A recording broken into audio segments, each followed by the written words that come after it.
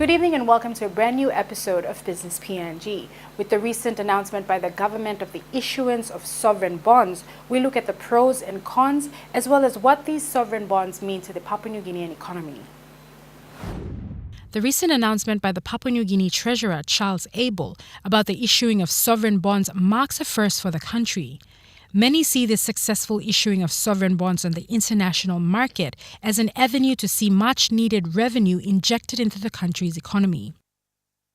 The government had aimed to raise $500 million, which it did, though interest peaked at $3 billion. According to Minister Abel, the government has decided to exercise prudent management and settle for the initial target of $500 million. Of course, we're asking only for 500 million, as you know, within a certain price range. So our bankers were talking about perhaps taking more from the market because there was so much interest. But we decided to exercise price discipline and volume discipline. And we said, no, we're going to stick to even though it's 7-8 times oversubscribed, we will stick to the same volume and we just use the opportunity to renegotiate the price. So we negotiate, and we got the price down from 8.75% down to 8.375%. Abel says initial funds from the bonds issuance will go towards funding the 2018 national budget, as well as settling the country's short-term debt, domestic loans, as well as helping to clear the foreign exchange backlog. It's a series of a number of reforms that we are bringing to make sure that our debt is stabilized, to make sure that our fiscal deficits are under control and trending back to balance, to make sure the foreign exchange situation is balanced, and we are fulfilling our commitments through the budget to continue to invest in all those critical areas of the economy that is needed and continue the economy driving forward. Investment bankers Citigroup and Credit Suisse were joint lead managers and book runners for the deal, which garnered significant interest, with some reports stating demand was at $3.3 billion, mostly from the United States. Nasdaq reported that the bond has a 10-year maturity and will carry a yield of 8.375%. The announcement also has many in the private sector optimistic about the injection of funds into the economy. I think the private sector is taking this quite positively as well. The country is in need of US dollar reserves at the moment. We all understand the situation around the foreign currency market. The private sector is looking very closely to see how the central bank will use this boost in their foreign reserves to help clear the backlog of import orders in the market. So overall, I think optimistic in terms of how those dollars might feed into the market over the coming months. Kina Bank is confident about the government's foray into the sovereign bond market, going as far as calling it a successful debut. The bank views it as a positive development, as it demonstrates the country's attractiveness from an onshore debt provider point of view, and that the bond may relieve pressure on the Kina in the short term. Yeah, at Kina we believe it was a very positive development. It showed that the international community is quite confident about the outlook for PNG and the economy, particularly when you see how much the bond was oversubscribed. There was very strong interest across particularly the US, but in other financial centers as well. The pricing was quite tight as well. So, those are all very positive signals coming from the international community about PNG. With that said, however, the bank sees the outlook for the Kina as continuing its current rate of depreciation against the US dollars, given the underlying supply and demand situation in the market is largely unchanged. According to the bank, the long-term prognosis, which looks more favorable, is linked to the commodity price cycle and initiation of PNG-based commodity resource projects. On the other hand, Institute of National Affairs Executive Director Paul Barker stated that though this move by the government, which was several years in the making, diversifies borrowing pathways, sustainability is critical. The government again was wanting to be able to diversify the sources, to be able to tap into the international markets, and also one of the other big issues that the country has been facing has been this big shortage of foreign exchange. So they were wanting to be able to borrow in foreign exchange and bring the foreign exchange in to help service debts that government and the private sector have for paying for goods and services which have been really undermining business and investment in PNG. He added that a country can't continue borrowing forever, and it is preferable not to let the country's development depend on debt. You can't go on borrowing forever. You know, there are risks that your level of debt is going to go on rising. If the debt level rises, then you have the added debt servicing costs. So now debt servicing was already, getting to something like 1.5 billion a year, which is greater than the amount of money for road maintenance and road funding, not some of the new roads, but for ongoing road funding, greater or equal to the expenditure on education and health and so on, but also far greater than the expenditure on law and order, for example. And law and order budget allocation for this year was heavily reduced as well. So you've got that debt servicing costs. You also have, of course, the risk factor. When you're borrowing in overseas currency, you can lose depending on the exchange rate changes, but you also can win if your local currency has substantially strengthened against, then you could potentially reduce your cost of debt servicing if you're getting paid. It depends on how you're being paid, how you're getting, the state is getting revenue from other sources to be able to pay off its debts. There are a number of factors in there, but there are risk factors associated with the exchange rate. So the sustainability of debt servicing and of the debt levels is obviously critical, and that then comes back to the expenditure side. What are you using the money for? Barker assumes that lenders saw the opportunities but also saw the risks and added 2% more interest than countries like Nigeria, and probably didn't think the country can be fiscally ready for a 5-year maturity and instead opted for 10-year maturity.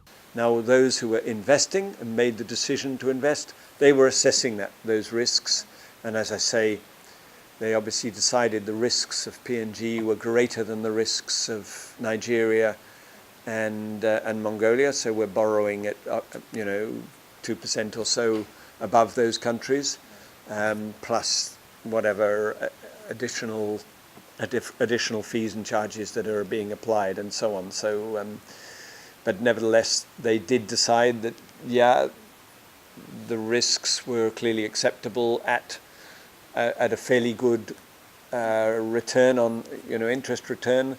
Obviously, that's way above the sort of returns that they're generally able to get from bonds from other developed countries where the risks are generally considered to be lower, even though some of those developed countries have very high debt levels themselves. I'm Leanne Gerari in Port Moresby, and you're watching Business PNG. The Independent Consumer and Competition Commission recently issued a license to generate electricity to the Markham Valley Biomass Project. Now, this is the first time the Commission has issued a license to generate electricity to a renewable energy company. The Independent Consumer and Competition Commission issued a license to generate electricity to the Markham Valley Biomass Project. This is the first time the Commission has issued a license to generate electricity to a renewable energy company. The ICCC advised the issuance of the license to MVBL to generate and supply power. According to Commissioner Paulus Ein, MVBL has complied with all the licensing requirements under the Electricity Industry Act and other industry legislations and regulations. To inform the people of Papua New Guinea that the ICCC has now successfully issued a generation license to Markham Valley Biomass Limited. The license is for regeneration of electricity to PNG Power. We understand Markham Valley Biomass as a PPA with PNG Power, power purchase agreement with PNG Power, and that has also come to the ICCC for approval. We have approved this, and we are very thankful that Markham Valley has gone through successfully the process required under Section 24 of the ICCC or Electricity Industry Act. That requires a stringent process that allows any player to come into this market. And congratulations to Markham Valley Biomass. The construction phase will take place during a 33-month period, and the company will begin supplying electricity to PNG Power in 2021. The company has a power purchase agreement with PNG Power Limited to generate 15 megawatts of power from biomass.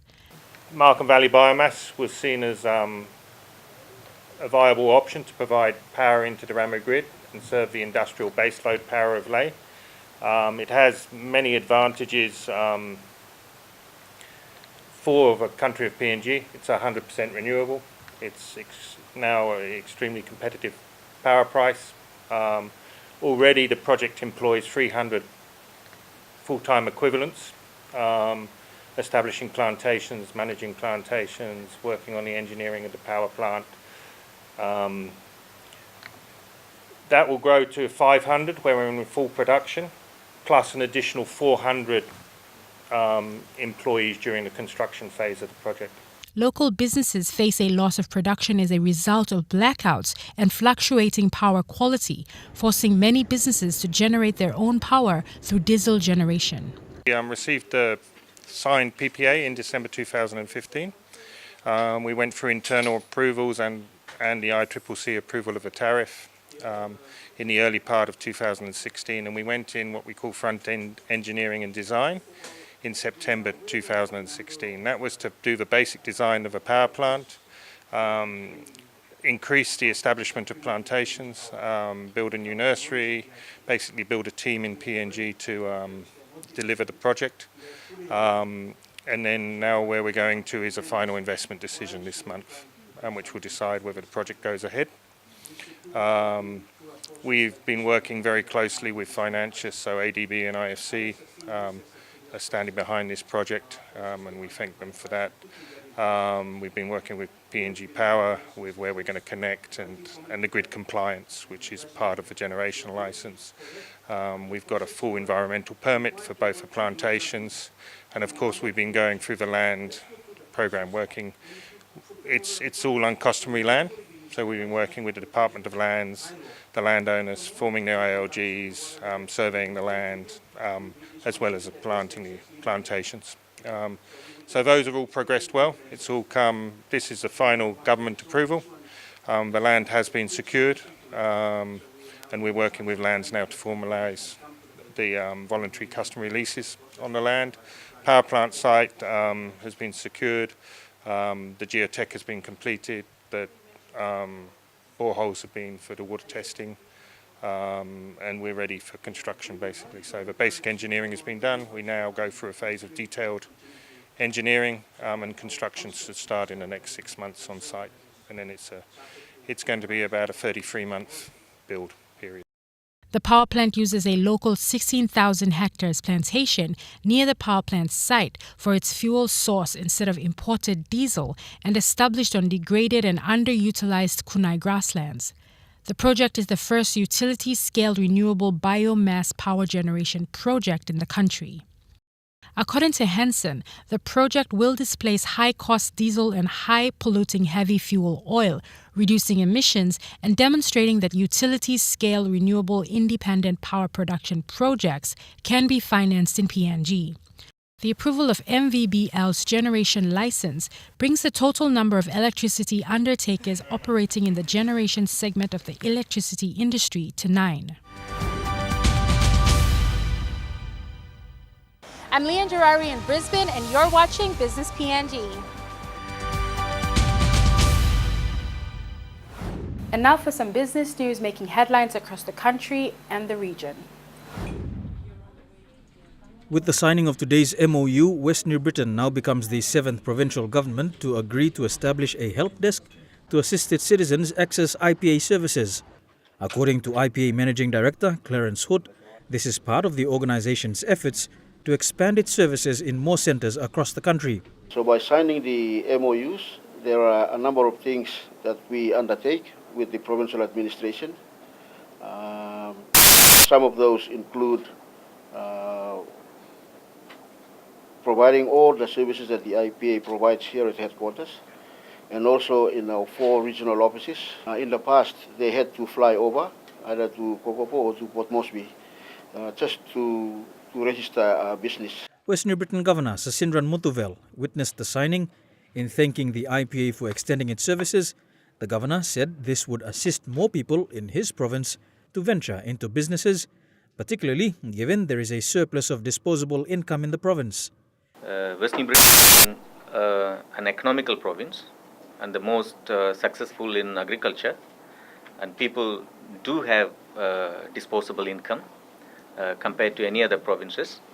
So this is the right move for us to have an understanding with IPA, so that, as our MD alluded, that people do not have to go all the way to Kokopo or all the way to Moresby to travel, risking sometimes, even by road, risking life.